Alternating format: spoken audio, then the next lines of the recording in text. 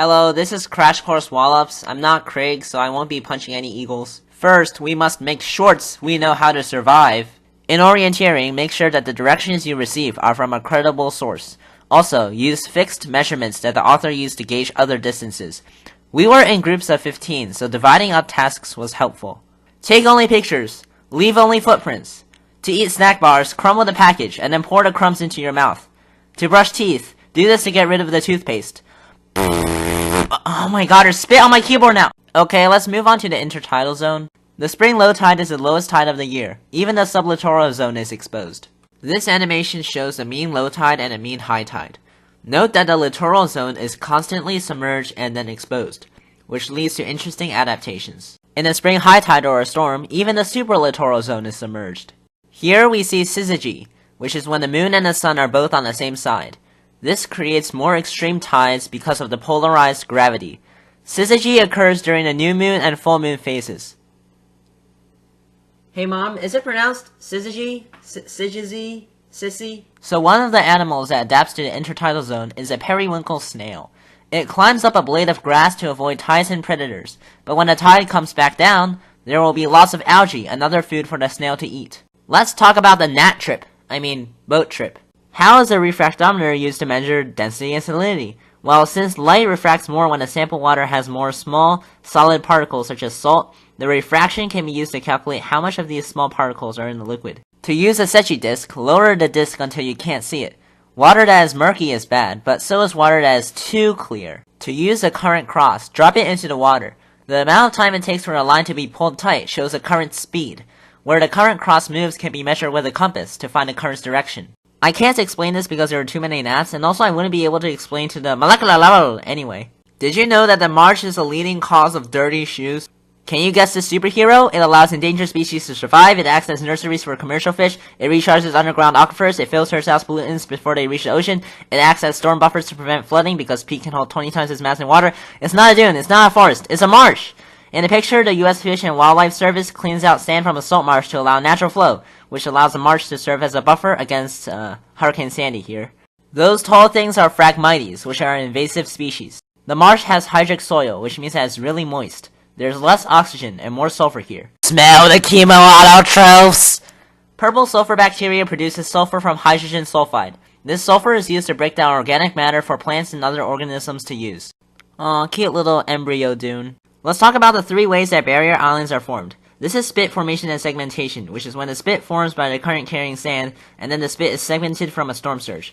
Assateague Island was formed this way. It used to be connected at Ocean City, but since it was narrow and weak, a storm split it in 1933.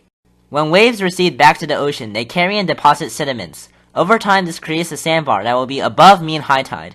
Then, opportunistic plants will grow on there. Dune ridge submergence occurs when sea level rise causes flooding in areas that were once dry. The Dune Ridge barrier island will be in the middle, surrounded by the lagoon and the sea. Let's talk about the maritime forest, which is disabled access only. So, what is a maritime forest? It is a former dune system with trees on it. They don't change as much as the other ecosystems, so organisms have special adaptations for the maritime forest that last for a long time. For example, wax myrtles have waxy leaves, which protect against the leaf-damaging salt aerosols from the ocean that interfere with osmosis inside a leaf. Also, random fact, wax myrtles' leaves smell like lemon, which is how you distinguish them from bayberries. Story time, villagers used wood as fuel and timber back in the 1860s or whatever, and when they left in the 1920s, Assateague was an abandoned field. So, since loblolly pines love sunlight, they grew in large numbers, and later, hardwoods that could tolerate shade started growing under the loblolly pines. This is secondary succession, as communities are forming where previous communities were removed. The arrow points to a loblolly pine in a picture, where a person unsuccessfully tried to block the beautiful view of the loblolly pines. Decomposers degrade organic material into inorganic molecules that can be used by plants and other organisms. Lichen is a symbiotic relationship between a fungus and an algae. They grow extremely slowly, so the sticks that they grow on must be undisturbed for hundreds of years. Bacteria leaves behind brown and black spots on leaves. Pokeberries, also known as pokeweed, are very toxic. Like magnets, pokeberries get more toxic as they mature. Still, some people cook pokeberries, and the USDA says it's high in vitamins A and K. I will now discuss the parts of a tree. The heartwood is in the center of the tree trunk. It is dead but strong, so I guess that means all trees are dead inside. The xylem moves water up from the roots to the leaves. The cambium is where the tree grows by division. Grow, baby, grow, grow, baby! The phloem transports sugar to parts of the plant where it's needed. Sugar on down. Wait, that wasn't good enough? Okay. Sugar! The bark protects the trunk's outside. I'm rough, but I'm tough. Also, photosynthesis!